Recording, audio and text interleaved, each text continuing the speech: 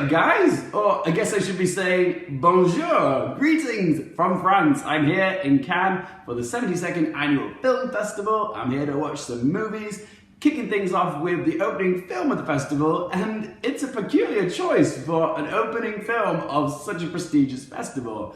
And it's the comedy horror zombie film from Jim Jarmulsch, and it's called The Dead Don't Die. What can I say? The world is kind of strange lately. That is a line taken directly from this movie, and for a film festival to open up with a zombie film feels morbidly fitting for these odd, weird times that we as a society are living in nowadays. Let's talk about it. So, The Dead Don't Die is set in a town called Centerville, USA, and it's a typical working class, red state looking area of America. If Steve Buscemi's character's "Keep America White Again" hat is anything to go by, this film has an environmental message. It's set in modern day times, and because of polar fracking, this has caused the Earth to fall off its rotational axis. And it's had this consequential side effect that it's brought the dead back to life.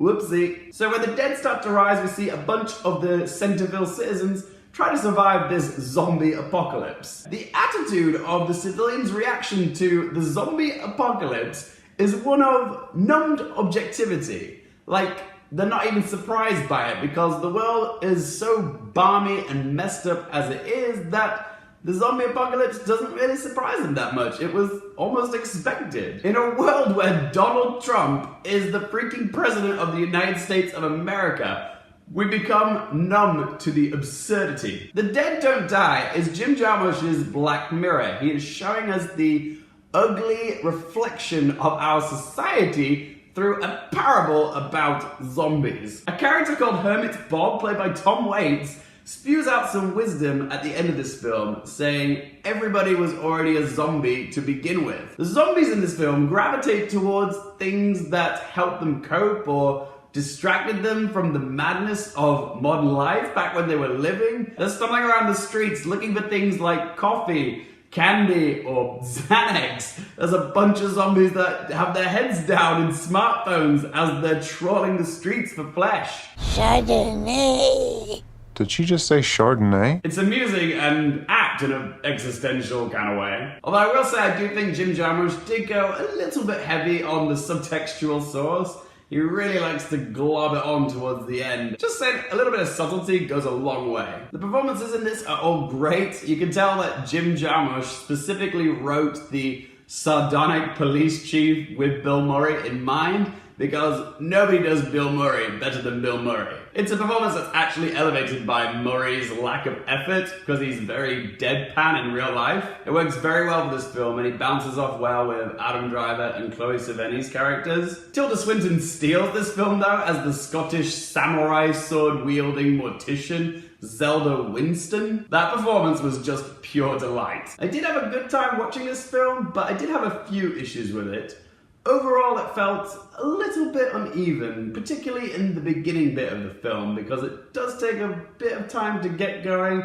Ironically, it's not until the dead show up and start chowing down on the living that this film has a bit of life to it. It wants to be seen as excellent fiction, and there's this lovely little meta nod about Adam Driver being in Star Wars, which I loved. It does take a few risks with the boundaries that it's pushing, especially towards the end. The finale of this film gets even weirder than its premise, and there's some stuff which is kind of spoiler territory, which a lot of people will probably be like baffled by, and I don't want to spoil it for you, but it involves Adam Driver and Bill Murray's breaking of the fourth wall, and also Tilda Swinton's exit from this film is downright bonkers, and it's one of those things where it kind of works and it doesn't at the same time. But it will come down to your own personal taste.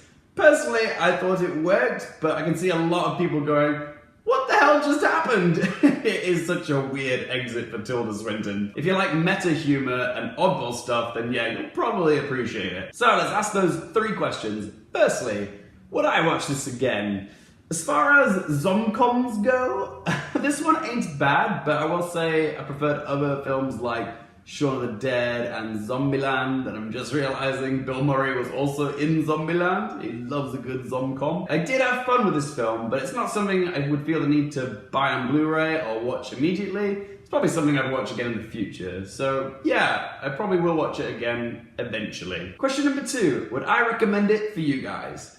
Yeah, I would recommend this one, even though it's not a film that I would say is gonna knock your socks off. It is entertaining, I did laugh, the cast are all great, and even though it's a zombie apocalypse film, it does have some clever messages and themes in it, and it does resonate with you as an audience member, so I would say yes, I'd recommend this one. And question number 3, what score am I gonna give this out of 10?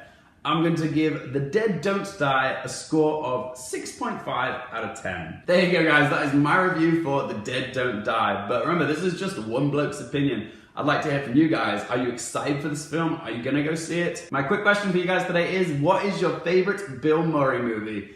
God, this ought to be good. Whatever you think, be sure to pop it down in that comment section below. Get involved in the discussion. If you guys like my channel, want to help me out, don't forget to hit the thumbs up button. If you want to stay up to date with my content, be sure to hit subscribe. And if you guys want to follow me on Twitter or Instagram, all that information you can find in that video description down below. Thank you guys so much for watching. For more things related to movies, TV, and popcorn culture, I'm Luke Airfield, and I'll see you guys next time.